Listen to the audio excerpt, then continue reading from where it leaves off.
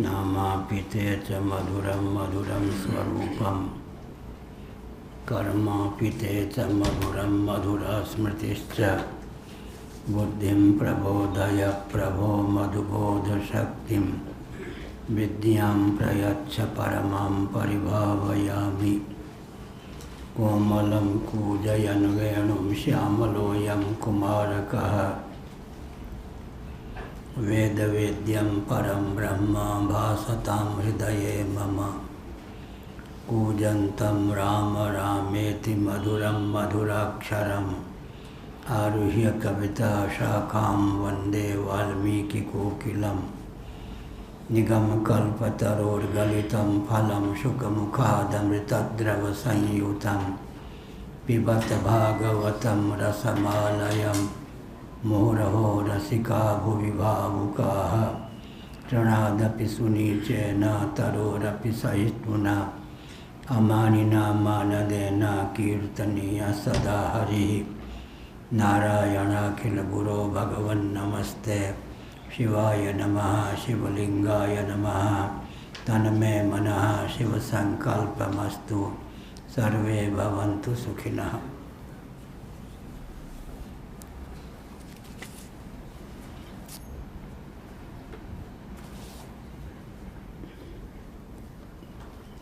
ब्रह्मसूत्र 2.1.14 भामती टीका पृष्ठ 570।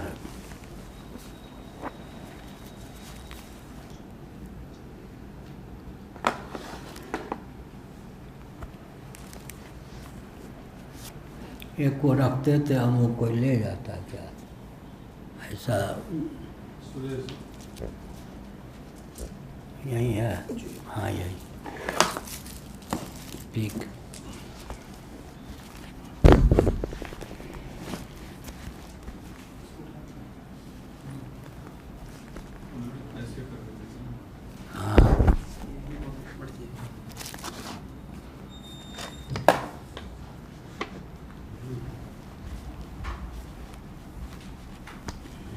ठीक है, बढ़िया। वैज्ञानिक हो, इंजीनियर हो।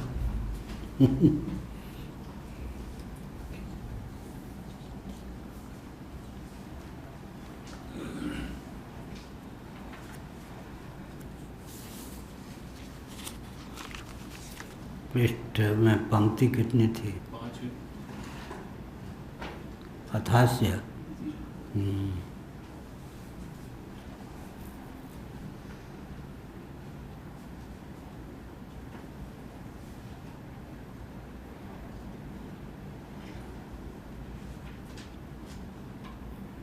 नारायण अथाच न धर्म किंतु अर्थांतरमस्।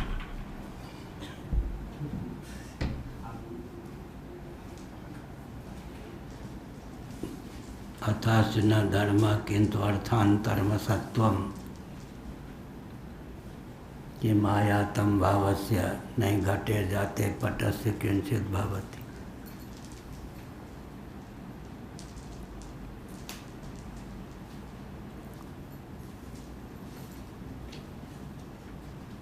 अथा सत्व समय तन्नास्ति कस्य तर्हि धर्मो सत्वम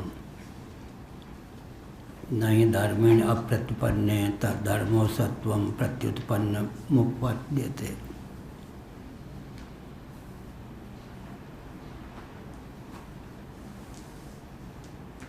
धर्मी की विद्यमानता में ही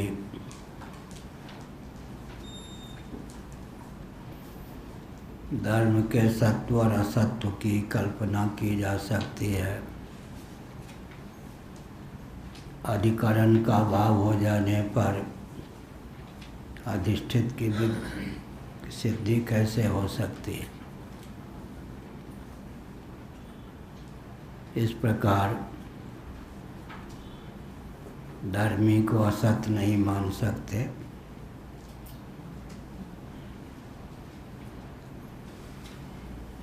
अथ तस्य सत् असत्वे धर्मो ते च स्वकारणाधीन जन्मतया कदाचिदेव भवता तत्तरि विकार जातम दंडायमानं सदातनमिति न विकारः कस्यचित् यह अभिप्राय हुआ।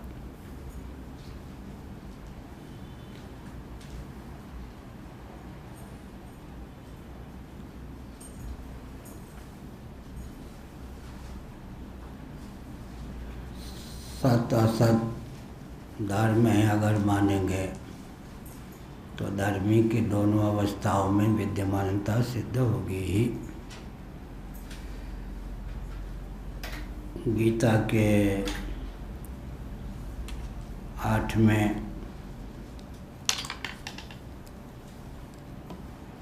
अध्याय के अनुसार इस प्रकरण का अर्थ सुगमता पूर्वक लग सकता है। परस्तस्मात् तो भावोन्यो व्यक्तो व्यक्तात् सनातनः यः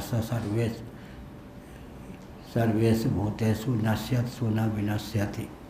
8:20 गीता।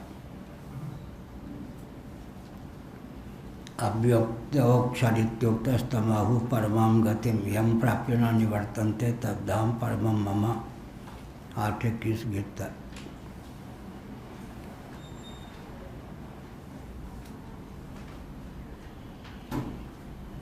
दो प्रकार की स्थिति बनती है। एक ऐसा अव्यक्त है जो व्यक्त हो जाता है, कभी व्यक्त रहता है कभी अव्यक्त रहता है। एक ऐसा अव्यक्त है जो सदा ही अव्यक्त रहता है। गीता के 8वें अध्याय में उसको अक्षर अव्यक्त सनातन अव्यक्त माना गया है।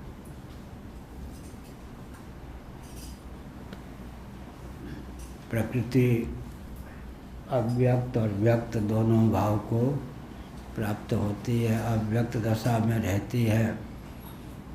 वही आकाशादि कार्य प्रपंच के रूप में व्यक्त भी हो जाती है। लेकिन आत्म तत्व सनातन अव्यक्त है, अक्षर अव्यक्त है। गीता के 8वें अध्याय के 20वें-21वें श्लोक के अनुसार कभी व्यक्त हो कभी अव्यक्त हो, और एक सदा अव्यक्त ही रहे। सनातन अव्यक्त या अक्षर अव्यक्त उसको गीता के 8वें अध्याय में कहा गया। सत असत को किसी का धर्म मानेंगे तो धर्मी की विद्यमानता दोनों दशा में रहेगी। प्रपंच का कभी सत्व होता है कभी असत्व। प्रपंच कभी सत्य कभी असत। इसका अर्थ क्या हुआ? उत्पत्ति के बाद में प्रपंच की सत्ता स्फुट रूप से परिलक्षित होती है। आकाश वायु तेज जल पृथ्वी इन रूपों में। उत्पत्ति के पूर्व प्रपंच या जगत का भाव होता है, ऐसा नहीं। वह अव्यक्त होकर विद्यमान रहता है। तो व्यक्त और अव्यक्त दोनों रूपों में कार्य प्रपंच की स्थिति है। कार्य दशा में व्यक्त, अन्यथा कारण भावापन्न दशा में अव्यक्त। तो व्यक्त और अव्यक्त। एक परमात्म तत्व है जो सदा स्थिर रहता है, अव्यक्त ही रहता है। अव्यक्त सनातन अव्यक्त अक्षर अव्यक्त उसको गीता के 8वें अध्याय के अनुसार कहते हैं। उसी से अधिष्ठित होकर माया अव्यक्त और व्यक्त दोनों रूपों को प्राप्त होती है।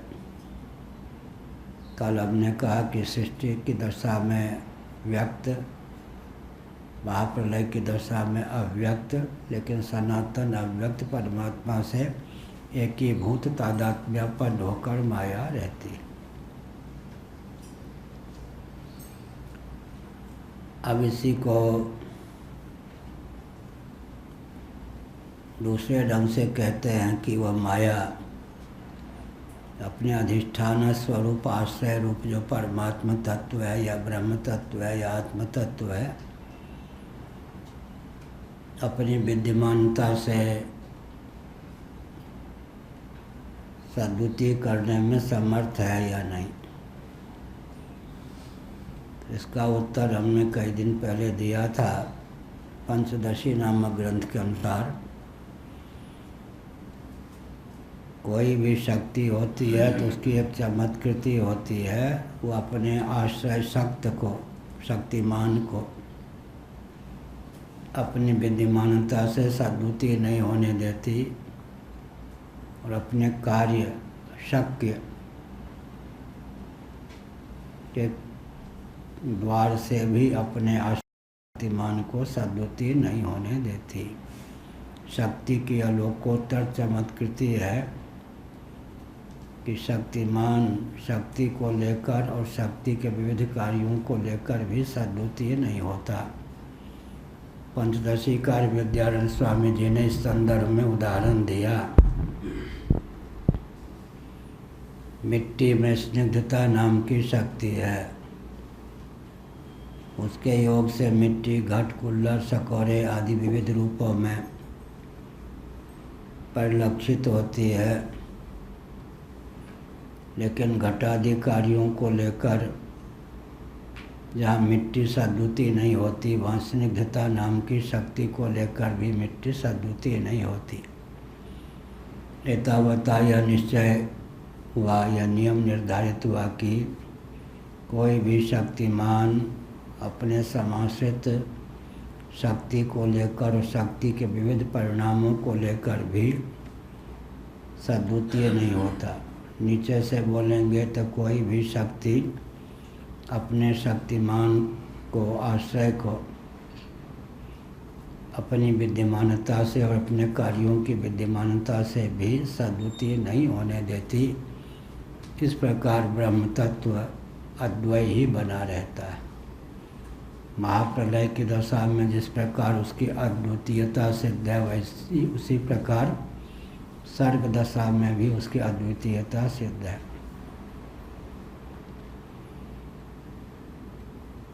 अद्वितीयता के साथ साथ एकमेवा द्वितीयम, एकम एव दोनों शब्दों को भी लेना चाहिए। अद्वितीयम ही नहीं बल्कि एकम और एव छांदोग्य श्रुति के 6ठे अध्याय के अनुसार। कहाँ रख दिया?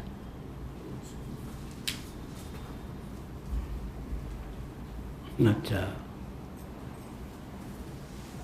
हमारी यही कमी हो रही है, पढ़ाते समय इतना आह्लाद होता है जैसे कोई बच्चे को मिठाई उठाई देख करके लार टपकने लगते हैं। हमको शब्द का उच्चारण करने पर मुंह वो रस से भर जाता है, शब्द रस, उसमें स्वाद आता है, अद्भुत स्वाद। नारायण। तो ब्रह्म तत्व माया के योग से और मायिक कार्य प्रपंच के योग से भी सद्बुद्धि नहीं होता, यह अभिप्राय। सत असत धर्म है। धर्मी अगर आत्मा है, कभी प्रपंच का सत्व कभी प्रपंच का असत्व, तो धर्मी पर उसका क्या प्रभाव पड़ा? क्योंकि धर्म की सिद्धि तब तक हो नहीं सकती जब तक धर्मी की विद्यमानता न हो। प्रपंच है तो परमात्मा है, प्रपंच व्यक्त रूप में, प्रपंच रूप में नहीं है तो परमात्मा है। तो कार्य प्रपंच के सत्व में या कार्य प्रपंच के असत्व की दशा में भी सत्वासत्व को लेकर धर्मी आत्मा या परमात्मा में कोई विकृति नहीं आती, उसके अस्तित्व पर कोई आँच आ जाए ऐसा संभव नहीं।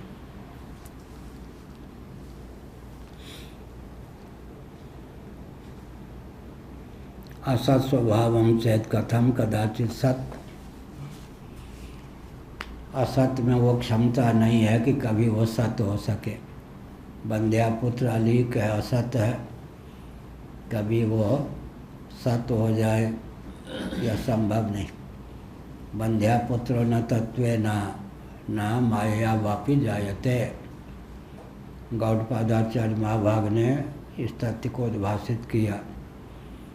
बंध्या पुत्र की न तो तत्वतः वस्तुतः उत्पत्ति होती है न माया के द्वार से ही उत्पत्ति होती है। बंध्या पुत्रो न तत्वेन न मायया वापि जायते। लेकिन ब्रह्म की तत्वता उत्पत्ति तो हो नहीं सकती है, लेकिन माया से उत्पत्ति होती है। ब्रह्म की प्रपंच के रूप में मायिक उत्पत्ति मान्य है, वास्तविक नहीं। ब्रह्म का अजत्व कभी भी निरस्त नहीं होता, सदा ही अज है। अजो नित्य शाश्वतो यम पुराणः। बंध्या पुत्रो न तत्वेन न माया वापि जायते। ब्रह्म तत्वता तो उत्पन्न नहीं होता, लेकिन माया के योग से उत्पन्न सदृश परिलक्षित होता है। तो प्रपंच का सत्वासत्व, प्रपंच कभी व्यक्त हो, कभी व्यक्त रूप में न रह जाए तो अव्यक्त दशा में उसका अस्तित्व माना जाता है। जैसे कि महाप्रलय में तो सत्वासत्व को, प्रपंच के अस्तित्व को, प्रपंच के अनस्तित्व को या प्रपंच की व्यक्त दशा को, उसकी अव्यक्त दशा को धर्म मान लेंगे तो धर्मी सनातन अव्यक्त परमात्म तत्व को तो सदा मानना ही पड़ेगा। आधुनिक भाषा में क्या कहेंगे? Matter is nothing but energy, energy is nothing but soul, soul is the super source of energy. पदार्थों में विविधता परिलक्षित होती है, उस विविधता के मूल में शक्ति सन्निहित है। उस शक्ति भी स्वतः सत्य न होकर उसका जो मौलिक स्वरूप है आत्म तत्व, वही आत्मा जो है सकल शक्तियों का उद्गम स्थान है। Matter is nothing but energy, energy is nothing but soul, soul is the super source of energy. Energy का अधिकरण स्रोत आत्मा है। कहाँ लिखा है? श्वेताश्वतर उपनिषद। परास्य शक्तिर्विविधैव श्रूयते स्वाभाविकी ज्ञान वलक क्रिया च। आत्मा की जो पराशक्ति है विविध रूपों में उल्लसित है। स्वाभाविकी ज्ञान बलक क्रिया च। पहले ज्ञान है, अंत में क्रिया, बीच में बल का अर्थ इच्छा कर लेना चाहिए। ज्ञान शक्ति, इच्छा शक्ति और क्रिया शक्ति, ये तीनों आत्मदेव के हैं। स्वाभाविकी ज्ञान वलक क्रिया च। परास्य शक्तिर्विविधैव श्रूयते स्वाभाविकी ज्ञान वलक क्रिया च। ज्ञान शक्ति, इच्छा शक्ति, क्रिया शक्ति से समवेत परमात्म तत्व है। ये शक्तियाँ हैं। जानाति इच्छति करोति। हमारे आपके जीवन में ज्ञान शक्ति जो है विज्ञानमय कोश को लेकर, इच्छा शक्ति मनोमय कोश को लेकर है, क्रिया शक्ति प्राणमय कोश को लेकर है। स्थूल शरीर समग्र सूक्ष्म शरीर का भी व्यंजक संस्थान है। इसके बाह्य भाग में पंच कर्मेंद्रियों को, पंच ज्ञानेंद्रियों को व्यक्त करने के संस्थान हैं। अभ्यंतर भाग में प्राण और अंतःकरण को व्यक्त करने के संस्थान हैं। इसलिए तो आज समाजी बोलते बहिष्करण, बहिष्करण को बहिष्करण अंतःकरण के विपरीत बोलते हैं समाजी बहिष्करण। ठीक है। बाह्यकरण, पांच कर्मेंद्रिय, पांच ज्ञानेंद्रिय, इनको व्यक्त करने के संस्थान शरीर के बाहर हैं। अगर शरीर के बाहर ना हो तो जीवन का क्या स्वरूप हो। लेकिन अभ्यंतर भी हैं। शिकंजी आदि पीते हैं, चाय आदि कोई पीते हैं, हम लोग तो चाय नहीं पीते, या गर्म काढ़ा आदि पीते हैं। तो त्वक इंद्रिय जो है बाह्याभ्यंतर आपाद मस्तक व्यापक है। तो लिखा हरियाणा में और पंजाब आदि में सनातन मंदिर, सनातन धर्म सभा, ये सब सनातन प्राचीन, बहुत प्राचीन। तो इसका क्या कारण है? उधर ज़्यादा आर्य समाज आदि का प्रभाव था या क्या? हाँ, वो आर्य समाज का प्रभाव, जहाँ वर्णम व्यवस्था ढीली थी वहाँ ज़्यादा, और जहाँ पुराना मन होली है, शाकाहारी ज़्यादा थे वहाँ ज़्यादा। कहीं कहीं जो है दुर्गुण भी गुण हो जाए, क्योंकि आज समाजी मांसाहार के पक्षधर नहीं होते। तांत्रिकों का जो क्षेत्र था और मांसाहारियों का, वहाँ पिटाई हो जाती थी, वहाँ जाने का साहस नहीं करते। हरियाणा ये सब जो है पश्चिमी भाग उत्तर प्रदेश के हरियाणा आदि में शाकाहारी व्यक्ति ज़्यादा थे, उनको झट से वो हर समाजी बनाने में समर्थ हो गए, और तांत्रिकों के बीच में गए तो पिट गए। कहीं दुर्गुण भी सद्गुण हो जाता है, तो वो सात्विक आहार पर बल देते थे, वहाँ पिटाई हो जाती उनकी। हरियाणा, ये प्रसन्न हो रहे, प्रशंसा हो रही हरियाणा की। हरियाणा आदि में आज समाजियों की दाल अधिक गल गई। यहाँ तंत्र विधा से उपासना होती थी और आसाम आदि की, और वहाँ तो उनकी दाल नहीं गली।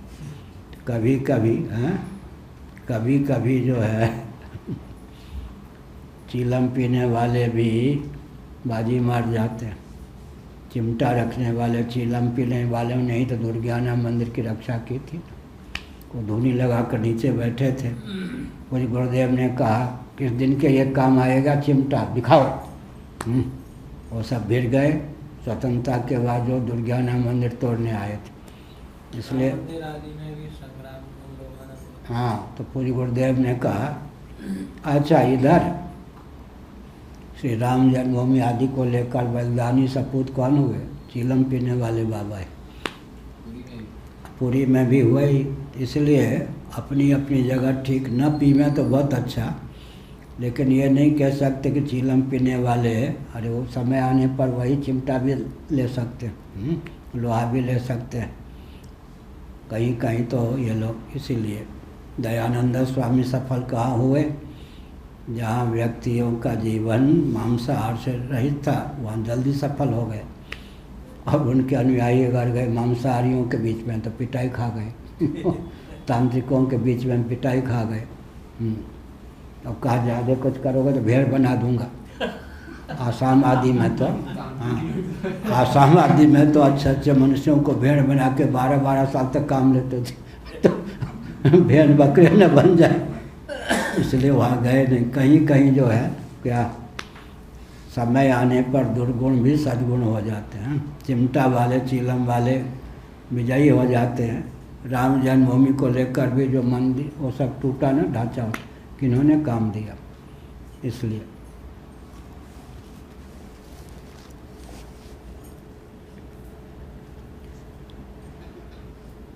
अगर असत स्वभाव है तो असत स्वभाव से कथम कदाचित सत, असत तो असत ही रहेगा, वो सत नहीं हो सकता।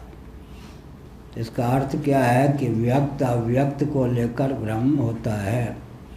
कोई भी वस्तु जब व्यक्त दशा में है तब तो सत है ही, जब वह व्यक्त दशा में नहीं है तो भी उसका स्वरूप अस्तित्व शेष रहता है। Matter can neither be created nor destroyed. किसी भी पदार्थ की आकस्मिक ऑल ऑफ सडन एकाएक उत्पत्ति नहीं होती। किसी भी पदार्थ का सर्वथा निरन्वय नाश नहीं होता। इसलिए सदसतो एकत्व विरोधात, कल कहा था सत असत का एकत्व संभव नहीं। बंध्यापुत्र और घटादि जो सत्य, आकाश आदि जो सत्य, एकत्व सामंजस्य नहीं हो सकता। असत असत ही है, सत सत ही है। लेकिन मैंने कल कहा था कि विवक्षावसात श्रीमद् भागवत ने प्रपंच को सदसत कहा है। सदसत का अर्थ क्या हुआ? वो पारिभाषिक शब्द बन गया श्रीमद् भागवत में। बंध्या पुत्र आदि के समान सर्वथा अली की असत नहीं। और ब्रह्म के समान सर्वथा अबाध्य सत्य नहीं, तो जगत को क्या कहेंगे? सद सत। सद सत, सत और असत का सामंजस्य नहीं हो सकता। असत तो अलीक है, सत सत ही है, लेकिन कहीं कहीं विवक्षावसात, जैसे श्रीमद् भागवत में जगत को सदसत कहा गया है। बंध्या पुत्र आदि के समान असत नहीं और ब्रह्म के समान परम सत्य अबाध्य नहीं, इसलिए सदसत। लेकिन यहाँ जो विवक्षा है असत असत ही है, असत ही है, सत सत ही है, दोनों के योग से सदसत की निष्पत्ति हो ही नहीं सकती। कोई सदसत पदार्थ नहीं है। नहीं रूपम कदाचित क्वचित कथनचित वा गंधो भवति। जो रूप नामक गुण है कभी गंध हो जाए ऐसा संभव नहीं। रूप रूप ही रहेगा, गंध नामक गुण सदा गंध नामक गुण ही रहेगा। इसी प्रकार ये दोनों भाववाचक उदाहरण इसलिए दिया वाचस्पति मिश्र महाभाग ने कि सुगमता पूर्वक समझ में आ सके। जैसे रूप रूप ही रहेगा, गंध नामक गुण ही रहेगा, ठीक वैसे ही असत असत ही रहेगा, सत सत ही। यहाँ गंध और रूप दोनों भाववाचक हैं, लेकिन दार्ष्टान्तिक में असत और सत को लेना। असत असत ही हो सकता है, सत सत ही रह सकता है। असत सत हो जाए, सत असत हो जाए या नहीं। ज्ञेयम यत् प्रवक्ष्यामि यत् ज्ञात्वा मृतमश्नुते अनादिमत् परम ब्रह्म न सत्तन्न सदुच्यते। उच्यते पर बल दिया गया। जहाँ असत कहते हैं हम लोग, परसों बताया था हमने सिद्धांत में, असत का अर्थ हो जाता है फिर अव्यक्त। कथम असत असत जायेता, छांदोग्य श्रुति यहाँ पूर्व पक्ष है, नैरात्म्यवाद का शून्यवाद का खंडन है। कथम असत असत जायेता, असत से सत की उत्पत्ति कैसे होगी। लेकिन जब सिद्धांत में असत शब्द का प्रयोग किया जाए तो वहाँ पर अव्यक्त, सत शब्द का प्रयोग किया जाए तो व्यक्त, जिसके अस्तित्व को मानने में कोई दुविधा ही नहीं। घड़ी है तो घड़ी है ही, लोटा है तो लोटा है ही। इसीलिए क्या कहा गया? व्यक्त और अव्यक्त। सत्य माने व्यक्त, असत माने अव्यक्त, या सिद्धांत पक्ष। और असत का अर्थ हुआ बंध्यापुत्र आदि के समान तो अलीक। असत असत ही रहेगा, सत सत ही रहेगा। तो दोनों में सामंजस्य साध के सदसत कोई पदार्थ हो ही नहीं सकता है। क्या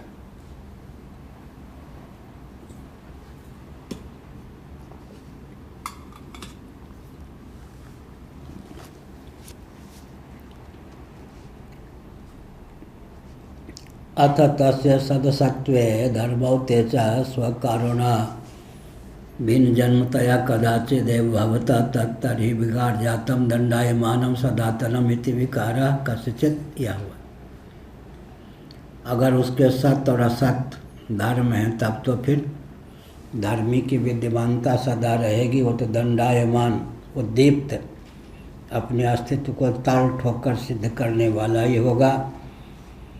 सदातन मिति न विकार, तब तो विकार ही नहीं होगा। विकार का अर्थ यहाँ पर क्या है भारद्वाज जी? कार्य प्रपंच है।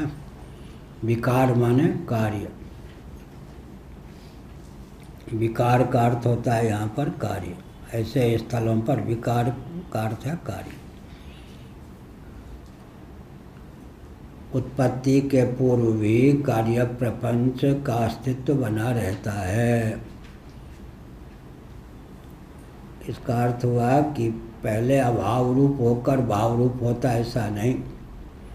हमारी दृष्टि का विषय न होने पर भी कार्य प्रपंच उत्पत्ति के पूर्व क्या होता है? कारण रूप से विद्यमान रहता है, अव्यक्त रूप से।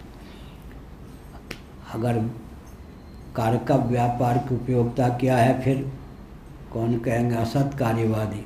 असत कारणवादी तो वैनाशिक बौद्ध, असत कार्यवादी वैशेषिक नैयायिक। कारक व्यापार कारण का उपयोग करके, हथौड़े आदि का उपयोग करके जो वस्तु का निर्माण होता है उसका नाम वस्तु। कारक व्यापार की उपयोगिता क्या है? आकृति की उत्पत्ति में, वस्तु की उत्पत्ति में नहीं, आकृति की उत्पत्ति में। यह वेदांत का पक्ष है। अगर घट पहले से विद्यमान है तब कारक व्यापार की उपयोगिता क्या? नैयायिक वैशेषिक का प्रश्न करेंगे। इसका उत्तर क्या है? आकृति की उत्पत्ति में उसका उपयोग होगा। ताम्र धातु, ताम्र धातु पहले से विद्यमान है। ताम्र धातु को नहीं बनाना है, ताम्र धातु पहले से विद्यमान है। अब उसको जो लोटे का रूप प्रदान करेंगे, लोटे की आकृति प्रदान करेंगे, उसमें जो भी सामग्री है हथौड़े आदि का उपयोग करना पड़ेगा। यह कारक व्यापार की उपयोगिता किसमें होगी? किसी भी कारण को कार्य का रूप प्रदान करने में, आकृति विशेष देने में कारक व्यापार की सार्थकता है। कारक व्यापार की दाल भी गल गई, उत्पत्ति के पहले भी कारण का अस्तित्व सिद्ध हो गया। पार्थिव प्रपंच की उत्पत्ति के पूर्व किसका अस्तित्व सिद्ध होगा? पृथ्वी का। पृथ्वी की उत्पत्ति के पूर्व किसका अस्तित्व सिद्ध होगा? पृथ्वी के मौलिक स्वरूप जल का। जल की उत्पत्ति के पूर्व जल का स्वरूप क्या होगा? अग्नि। अग्नि की उत्पत्ति के पूर्व अग्नि का स्वरूप क्या होगा? वायु तत्व। वायु की उत्पत्ति के पूर्व वायु का मौलिक स्वरूप क्या होगा? आकाश। आकाश की उत्पत्ति के आकाश का मौलिक स्वरूप क्या होगा? अव्यक्त। अव्यक्त की अभिव्यक्ति के पूर्व अव्यक्त का मौलिक स्वरूप क्या होगा? ब्रह्म आत्मा। महाप्रलय में ब्रह्म या आत्मा से एकीभूत होकर ब्रह्म की प्रपंचोत्पादनी शक्ति अव्यक्त की विद्यमानता रहती है। गणेश, ये शीतोपनिषद, गोपाल उत्तर तापनीयोपनिषद के अनुसार हमने कहा परमात्मा से वो शक्ति किंचित व्यक्त होती है, स्फुट बहिर्मुख दशा को प्राप्त होती है। तो यह कैसे जाने कि पृथ्वी का मूल जल ही है? कहो कर्नाटक देवता। क्योंकि क्रमानुसार पृथ्वी से के बाद जो है ऊपर जाएंगे तो वायु आते हैं। बालू? वायु और जल आते हैं। जल, अच्छा जल आते हैं, ठीक है, ठीक है भाई। क्यों आते हो? तो मैंने प्रश्न ही किया है। बैठो भाई। सन्निकट निर्विशेष। 5 की पहली संख्या का नाम क्या होगा? 5 की 5 की 4 की पहली, उससे पहली संख्या कौन होगी? 3 की पहली संख्या 2 की पहली संख्या 1 की पहली संख्या। यहाँ पे शून्य जो अवयव या तो आत्मा रूप हो जाएगा। अच्छा, प्रकृति के रूप में बीज। अच्छा, उधर वेदांत की ओर ले गया। चतुर्थ हो ही शून्य, ठीक है। बैठिए। 5 गुण वाला कौन तत्व है? तो 4 गुण वाला उस निकट हुआ या नहीं? सन्निकट। वो कौन है? जल। जल में गंध स्वभाव सिद्ध नहीं है। जल स्वभाव से निर्गंध ही है। गंध का संचार गंधी के योग से निर्गंध जल में होता है। क्या? गंध का संचार गंधी के योग से निर्गंध जल में होता है। और अग्नि में रस भी नहीं है, और वायु में रूप भी नहीं है, और आकाश में स्पर्श भी नहीं है, और अव्यक्त में शब्द भी नहीं है। तो बीजावस्था में सब कुछ है, इसलिए अव्यक्त। सन्निकट निर्विशेष का नाम कारण होता है, सन्निकट सविशेष का नाम कार्य होता है। उत्पत्ति की प्रक्रिया में सन्निकट सविशेष की अभिव्यक्ति होती जाती है। संभार की प्रक्रिया में सन्निकट निर्विशेष की प्राप्ति होती जाती है। तो सबका मूल क्या सिद्ध होगा? निर्विशेषता की अवधि, आत्म तत्व। सब अंतिम कार्य कौन सिद्ध होगा? सविशेषता की अवधि जो सिद्ध होगा पृथ्वी है। पृथ्वी अंतिम कार्य है, मूल कारण आत्मा है, निर्विशेषता की अवधि और सविशेषता की बीजावस्था का नाम अव्यक्त है। यह अब गणित विज्ञान में और कृषि विज्ञान में कुछ अंतर पड़ जाता है। गणित विज्ञान में और कृषि खेतीबाड़ी के विज्ञान में अंतर पड़ता है। गणित विज्ञान क्या है? 5 4 3 2 1 0, यही ना, ये गणित विज्ञान हो गया। 5 4 3 2 1 0। कृषि विज्ञान क्या हुआ? 5 आकाश वायु, फिर ऊपर क्या 5 पृथ्वी, फिर जल, फिर तेज, फिर वायु, फिर आकाश, फिर क्या लेंगे? एक के बाद बीच में कुछ और ले आएंगे, अव्यक्त, वो बीजावस्था। तो तस्माद् वायु तस्माद् आत्मन आकाशा संभूता, यह जो श्रुति है वो गणित की दृष्टि से है या कृषि की दृष्टि से? तैत्तरीय उपनिषद, तस्माद् वायु तस्माद् आत्मन आकाशा संभूता है, उस इस आत्मा अर्थात परमात्मा से आकाश उत्पन्न हुआ। तो उस इस परमात्मा को निर्विशेषता की अवधि माना, उससे आकाश उत्पन्न हो गया, एक गुण वाला। ये गणित की प्रक्रिया चलेगी। कृषि की प्रक्रिया में क्या करेंगे? परमात्मा तत्व से अव्यक्त की अभिव्यक्ति हुई बीजावस्था की। यहाँ कृषि विज्ञान की दृष्टि से बीच में अव्यक्त मानते हैं और गणित विज्ञान की दृष्टि से बीच में अव्यक्त नहीं मानते। तो पंचदशी कार विद्यारण्य स्वामी ने तस्माद् वायु तस्माद् आत्मना आकाशा संभूता है, इसको आध्यात्मिक श्रुति माना। अगर किसी से किसी कार्य की उत्पत्ति होती है तो उस कारण को शक्ति युक्त मानने की व्यवस्था है, अर्थात अगर उसमें शक्ति कार्योत्पादनी शक्ति न होती, वह कार्योत्पादनी शक्ति से युक्त न होता, उससे कार्य की उत्पत्ति कतई बिल्कुल न होती। इस प्रकार हाँ, ये सब है।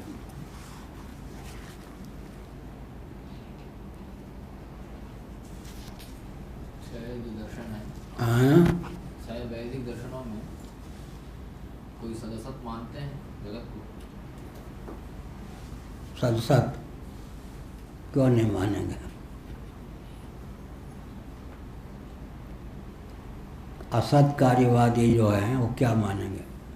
एक असत कारणवादी होते हैं, वो तो 6 में नहीं हैं, बौद्ध हैं। एक असत कार्यवादी में होते हैं, उत्पत्ति के पूर्व कार्य जो है असत होता है। और सदसत वाले का भी निरूपण है। सदसत एक रकम से सत, एक रकम से असत, सदसतवाद। सदसत का ना होता तो निषेध क्यों होता? अप्राप्त का निषेध नहीं होता, अप्राप्त का प्रतिषेध नहीं होता। कौ का सत्य, झूठ का को झूठ माने, यहाँ मिथ्या नहीं असत, जुगल प्रबल पुनि माने। तो विचार पीयूष हमारे पूज्य गुरुदेव का ग्रंथ पढ़िए, बुरा न मान होली है। राम किंकर जी ने जो झूठ का अर्थ मिथ्या किया, उसका निराकरण पूज्य गुरुदेव ने किया है। यहाँ पर झूठ का अर्थ मिथ्या न होकर असत है। वहाँ पर कौ का सत्य, झूठ का कौ, जुगल प्रबल पुनि माने। सदसत वादी भी होते हैं, वैष्णव इत्यादि, और ये जो हैं कश्मीरी शैव इत्यादि का प्रस्थान उधर चला जाता। कौ का झूठ, सत्य को कौ, जुगल प्रबल पुनि माने। तुलसीदास परिहरे तीन ब्रह्म सो आपन पहचाने। मिथ्या तो यहाँ पर उत्तर पक्ष है तुलसीदास जी की ओर से। क्या मिथ्या तो तुलसीदास जी की ओर से उत्तर पक्ष है यहाँ पर। वहाँ मिथ्या नहीं, हाँ उत्तर पक्ष है, इसलिए झूठ का अर्थ क्या होगा? असत होगा। असत होगा। कौ का सत्य, झूठ का कौ, जुगल प्रबल पुनिमान्य, जुगल प्रबल तो मैंने सदसत। तुलसीदास परिहरय तीन भ्रम सो आपन पहचाने। केशव कही न जात का कहिए, देखत तब रचना विचित्र आदि अति समुझ मन ही मन रहिए। शून्य भीत पर चित्र रंग नहीं तन बिन लिखा चितेरे, धोये मिटे न मरे भीत दुख पाइए यही तो नहेरे। कहू का सत्य झूठ का कहू, जुगल प्रबल पुनि माने। तुलसीदास परिहरे तीन भ्रम सो आपन पहचाने। तुलसीदास जग आप सहित जब लग निर्मूल न जाई, तब लग कोट उपाय करी मरी तरी नहीं भाई। वेदांत प्रश्नों में निम्बार्काचार्य जी ने सरसत माना। निम्बार्काचार्य जी क्या मानते हैं? भेदा भेद माना तो सरसत। भेदा भेद, एक रकम से भेद एक रकम से अभेद। सुवर्णाभूषण जो है, सुवर्ण कहा जाएगा नहीं, जितने आभूषण हैं या सुवर्ण आदि के पात्र हैं ये सब सुवर्ण हैं मृत्तिकेत्यव सत्यम की दृष्टि से। अगर सुवर्ण ही है तो सामान्य रीति से तो ज्ञान हो गया सबका, फिर किमिदम क्यों प्रश्न उठता है? विविध प्रकार के सुवर्णाभूषण हैं तो सुवर्णत्वेन सबका सामान्य रूप से ज्ञान हो गया, फिर किमिदम क्यों होता है? यह क्या? तो विशेष की जिज्ञासा भी होती है। इसको हमारे पूज्य गुरुदेव ने कहा कि वो परमार्थ दृष्टिकोण है, ये व्यवहार दृष्टिकोण है, दोनों में तालमेल नहीं बैठाना चाहिए। इसलिए वो क्या कहा निम्बार्काचार्य जी ने? भेदा भेद। तो सुवर्णत्व न भेद है, कटक मुकुट कुंडलादि के रूप से भेद भी है, तो उन्होंने कहा भेदा भेद है। तो पूज्य गुरुदेव ने कहा है कि वो व्यावहारिक दृष्टि है, वो परमार्थ दृष्टि है अभेद वाली, दोनों का समन्वय नहीं करना चाहिए। व्यावहारिक दृष्टि से भेद के विधम यह क्या है, तो उसमें श्रुति कौन होगी? मृत्तिकेत्यव सत्यम, ऐसा भेदा भेद ये व्यापार की दृष्टि है। एक दृष्टि से भेद, एक दृष्टि से अभेद, तो भेदा भेद। इसका मतलब सामान्य रूप से ज्ञान हो जाने पर भी कटक मुकुट कुंडलादि का भेद विशेष रूप में बना रहता है। किमिदम यही जिज्ञासा होती है, इसलिए सुवर्ण से कटक मुकुट कुंडलादि का अभेद भी है और भेद भी है। भेद ना हो तो किमिदम इस प्रकार की जिज्ञासा की निष्पत्ति ही ना हो।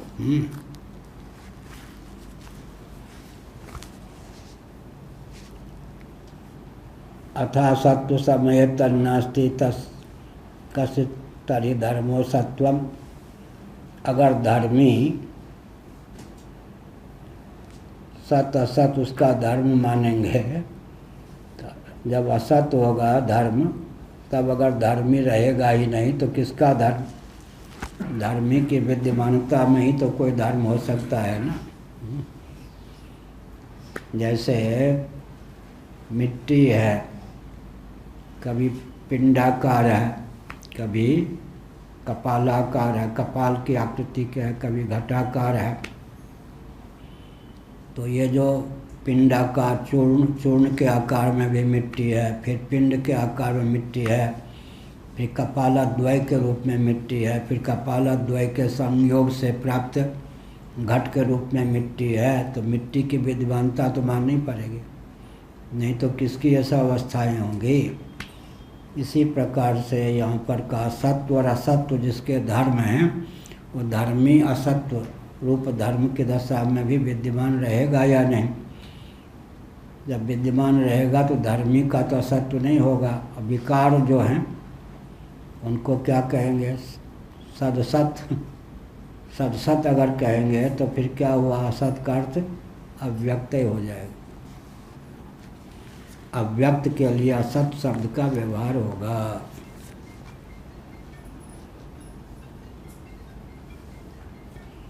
नहीं धर्मेणि अप्रत्युत्पन्न तद्धर्मो सत्वम।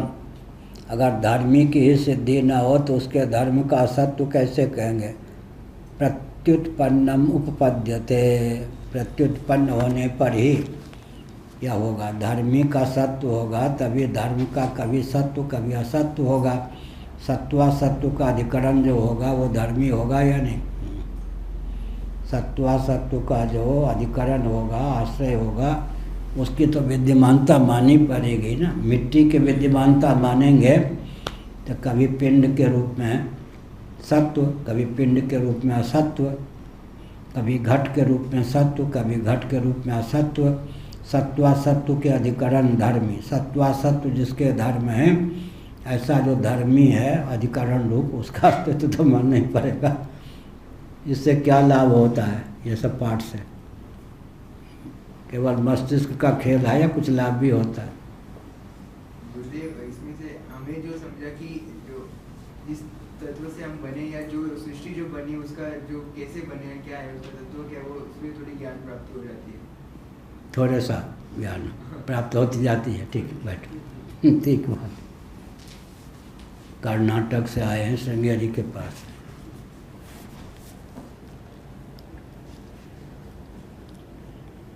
अथा से न धर्म किंतु अर्थांतरम असत्वम किम आयातम भावस्य नहीं घटे जाते पट से किंचित भवति। अब धर्म न कहें तो तत्वांतर कहें, इससे क्या हाथ लगा? घट के उत्पन्न होने पर पट का क्या बना और बिगड़ा? असत्वम भाव विरोधी चेत न अकिंचित करस्य तत्वानुपत्तेः। असत्वम भाव विरोधी, अगर कहेंगे कि भाव का विरोधी असत्व,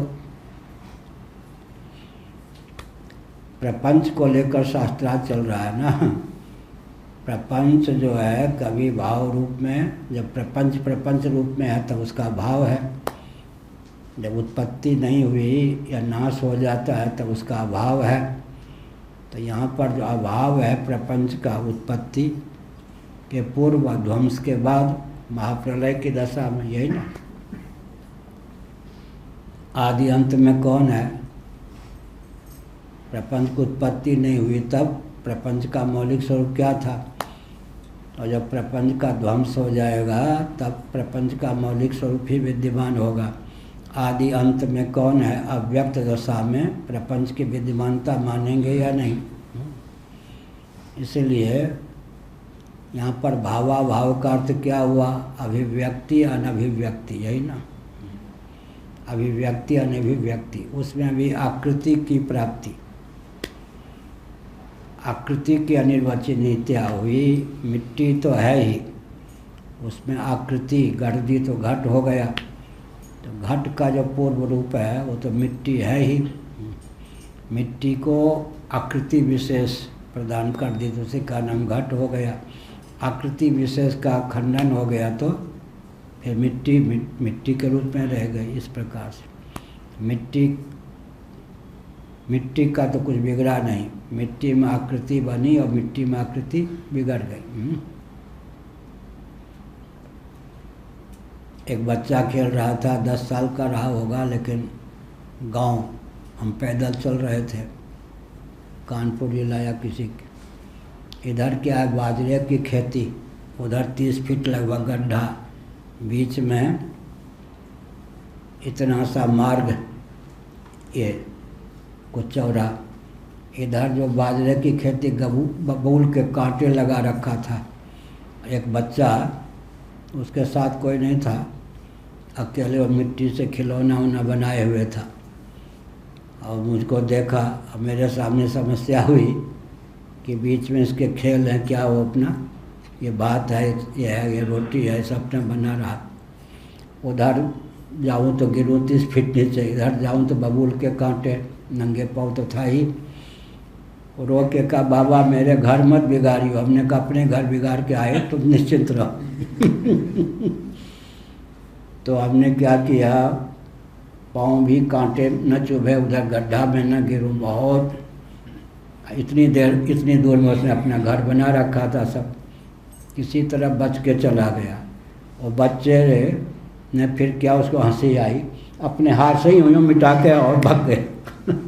वही काम अगर मैं उसके घर से जाता तो बेचारा वो जानता था कि सचमुच की रोटी नहीं है, सचमुच की कुछ नहीं है, लेकिन उसके खेल में विघ्न डालते हैं तो बहुत कष्ट होता। उसको हो सकता था पिटाई कर देता हमारी। लेकिन जब हम बच के चले गए तो खूब हंसी आई, अपने हाथ से उनसे मिटा के चला गया। क्या ऐसा ही है भगवान का संकल्प। जब तक है खेल बना रहे तब तक कोई बीच में विघ्न डालना चाहे भगवान का चुम्बन निकाल देंगे। और जब प्रलय करना होगा, कोई जगत को रखना चाहे 2 मिनट में, उसके कचुम्बन निकाल देंगे। खेल हुआ या नहीं? क्या जब प्रलय का समय होना है तब कहे कि अभी हमारा काम पूरा नहीं हुआ है, अभी प्रलय मत कीजिए, ऐसा नहीं। और जब भगवान को प्रलय नहीं करना है तब अगर कोई बीच में हथकंडा लगाएगा तो तालिबान आदि तो कचुम्बन निकाल देंगे।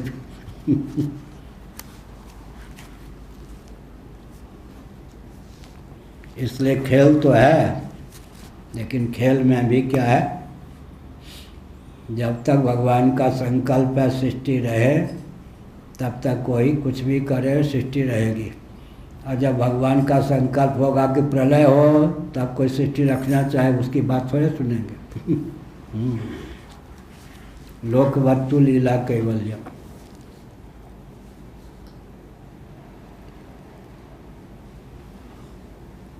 असत्वं भाव विरोधीति चेत न अकिंचित करस्य तत्वानुपत्ते।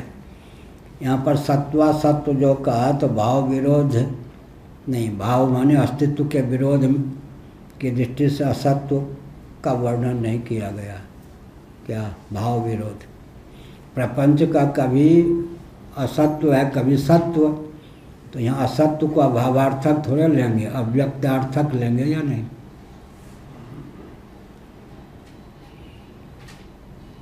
किंचित करत्वे वा तत्रापि असत्वे तदनुयोग संभवात् अथास्य सत्वं नाम किंचित न जायते किंतु स एव न भवति अथायो न तस्य किंचित भवति न भवत्येव केवलम इति। इस पर कहा कि धर्म कीर्ति का वचन है, प्रपंचगत जो असत्व है वो भाव का विरोधी मानेंगे या नहीं? प्रपंचगत असत्व का अर्थ क्या है? अव्यक्त दशा में भी प्रपंच विद्यमान है या नहीं? प्रपंचाकार का निषेध हुआ ना, प्रपंच के मौलिक स्वरूप का वहाँ भी निषेध नहीं है।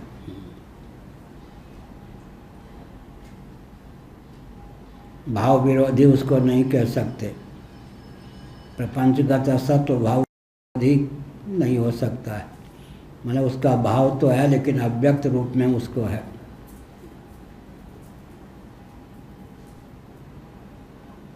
विरुद्ध धर्म अगर कहेंगे तो वो भी नहीं बनेगा।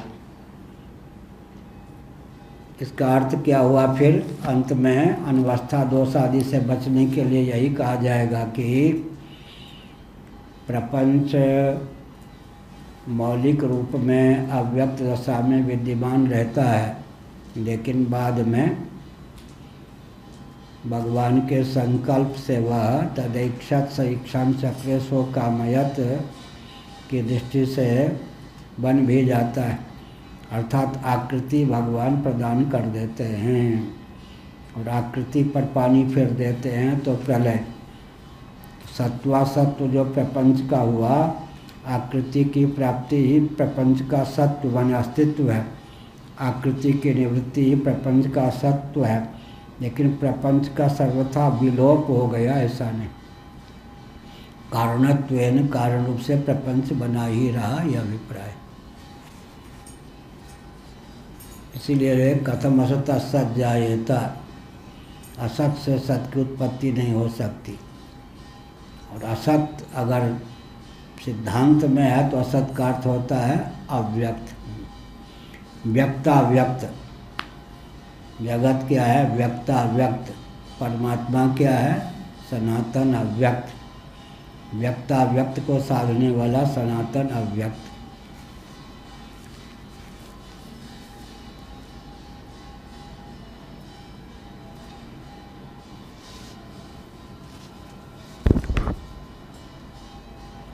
न तस्य किंचित भवति न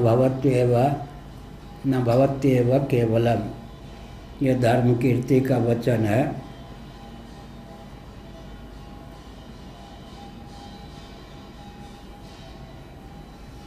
इसका मतलब भावो भावा अंत में निष्कर्ष क्या निकला? भाव ही भाव है, अभाव तो अभाव ही है। भाव कभी अभाव को प्राप्त नहीं होता, अभाव कभी भाव को प्राप्त नहीं होता। सार क्या निकला? व्यक्ता व्यक्त को लेकर ही उत्पत्ति और संहार की गाथा चरितार्थ है। वस्तुतः तो प्रपंच उत्पत्ति के पूर्व ही अव्यक्त माया के रूप में विद्यमान है और उसका जो आश्रय है, अधिष्ठान है, वो ब्रह्म है। ये धर्म कीर्ति कौन है? विद्वान महापुरुष हुए हैं। धर्म कीर्ति बहुत बढ़िया। न भगवती थी न प्रसज्य प्रतिषेधा एवं न पर्युदासा। यह भावो भावः अभावो भावः, भावो अभावः। इस प्रकार अभावो भावः, भाव अभाव हो जाए ये भी नहीं, अभाव भाव हो जाए ये भी नहीं। अभाव अभाव ही रहेगा, भाव भाव ही रहेगा। अगर अभाव हो जाए भाव का तो आकाश आदि भी क्या हो जाएंगे? फिर अलीक हो जाएंगे, मिथ्या हो जाएंगे, असत हो जाएंगे। इस प्रकार भाव भाव ही रहेगा, अभाव अभाव ही रहेगा। तो अर्थ क्या हुआ? भाव के ही दो रूप हो जाते हैं, व्यक्त और अव्यक्त। दोनों रूपों में भाव पदार्थ ही विद्यमान है। व्यक्ताव्यक्त, व्यक्त का नाम ही जगत या प्रपंच है, अव्यक्त का नाम ही क्या है? प्रकृति है। अगर बीच में प्रपंचोत्पादनी शक्ति को पृथक न लें तो आत्मा है। तस्माद् वै तस्माद् आत्मना आकाश संभूतः। क्योंकि आकाश में एक गुण है, उसका उपादान वही हो सकता है जो सर्वथा गुण रहित हो। ये गणित का विज्ञान हो गया। और बीच में अगर अव्यक्त को मान लिया, शक्ति को मान लिया, किससे? शीतोपनिषद के अनुसार, गोपाल उत्तरता अपनी उपनिषद के अनुसार, तो कृषि विज्ञान हो गया। दोनों का सामंजस्य क्या हुआ? पंचदशीकार ने दोनों का सामंजस्य सिद्ध किया है कि अगर कार्य की उत्पत्ति है तो कारणगत शक्ति की विद्यमानता माननी पड़ेगी। शक्ति का नाम लें या न लें, मृदघट कहते हैं या नहीं? उपादान कारण का ही नाम होता है, यहाँ शक्ति का उल्लेख थोड़े हुआ। शक्ति का अनुल्लेख होने पर भी इसी से लोग आजकल चिढ़ जाते हैं। सब जगह पुरुष पुरुष पुरुष, देवियों का नाम ही कहीं नहीं।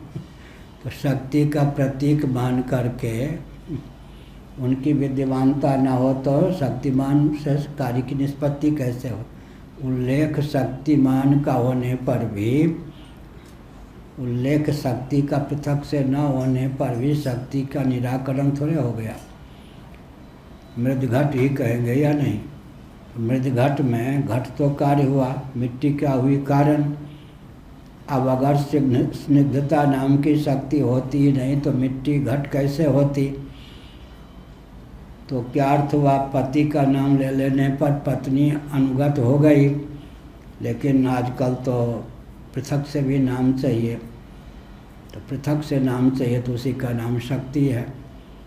अब अगर वो शक्ति देवी कहें कि मैं शक्ति क्यों, मैं शक्तिमान क्यों न हो जाऊं, तो इसका उत्तर कहाँ है? शीतोपनिषद में। शीतोपनिषद में इसका उत्तर है। शीतोपनिषद में उत्तर क्या है? भगवती सीता का सारा लक्षण राम जी का लक्षण है। जब हम पंचदेवोपासक हैं तो शक्ति भी एक स्वतंत्र देव हैं या नहीं? देवी होने पर भी वो देव हैं या नहीं? पंचदेव में कौन कौन हो गए? ब्रह्मा विष्णु महेश तो हो ही गए ना, और कौन हो गए? गणेश जी और शक्ति जी। शक्ति जी हो गई ना, तो जब पंच देवों में शक्ति का स्थान है तो शक्ति कहने पर भी शक्तिमान सिद्ध हुई या नहीं? शक्ति कहने पर। इसलिए सीता जी को दो रूपों में लिया गया। अगर हम ब्रह्म का लक्षण शक्ति में ला के रख देंगे पंचदेव की दृष्टि से, तब फिर उस शक्ति को भी एक शक्ति चाहिए जगत की उत्पत्ति के लिए। इसलिए सीतोपनिषद ने बहुत बढ़िया कहा, जब सीता तत्व, सीता जी का निरूपण सीतोपनिषद में तत्व के रूप में किया गया है, ब्रह्म के रूप में किया गया है, तो एक की तो जरूरत फिर भी पड़ेगी। जगत रूप कार्य और ब्रह्म रूप सीता के बीच में कोई शक्ति की जरूरत पड़ेगी, तो वहाँ कहा गया वो शक्ति भी सीता ही। घुमा फिरा का अर्थ क्या हुआ? अगर शक्ति में ही ब्रह्म का लक्षण चरितार्थ कर देंगे तो भी उस शक्ति के वो भी एक शक्ति चाहिए, नहीं तो कार्य की निष्पत्ति नहीं होगी। क्या कोई भी पुरुष जो है वो पत्नी के बिना पिता बन सकता है क्या? अगर पिता बनना है तो पत्नी का द्वार चाहिए, अगर प्रपंच का उत्पन्न करना है तो शक्ति का द्वार चाहिए। अगर शक्ति को ही ब्रह्म मान लिया तो भी शक्ति की शक्ति माननी पड़ेगी। सीता जी की शक्ति, तो सीता जी को दो रूपों में ख्यापित करना पड़ा। क्या प्रपंच के कारण ब्रह्म रूप से भी सीता जी को उद्भाषित किया गया सीतोपनिषद में, और शक्ति के रूप में भी। क्या शाक्त प्रस्थान में भी अंत में शक्ति को दोनों रूप लेना पड़ता। शक्ति शाक्त प्रस्थान में शक्ति का लक्षण ब्रह्म परक कर दिया गया, फिर भी एक की आवश्यकता तो रह गई ना शक्ति की। तो शक्ति भी वही और शक्तिमान भी वही, या शक्तिमती भी वही। घुमा फिरा के दो तो सीता जी को ब्रह्म मान लीजिए, बिल्कुल ब्रह्म मान लीजिए। एकम ज्योतिरभुद्वेधा राधा माधव रूपकम, तो ब्रह्म ही मान लिया, फिर भी वहाँ शक्ति की जरूरत पड़ेगी। तो सीता जी को ब्रह्म भी मानना पड़ेगा, फिर सीता जी का एक रूप शक्ति भी स्वीकार करना पड़ेगा। ओम पूर्णमदः पूर्णमिदं पूर्णात् पूर्णमुदच्यते पूर्णस्य पूर्णमादाय पूर्णमेवावशिष्यते। ओम शांति शांति शांति।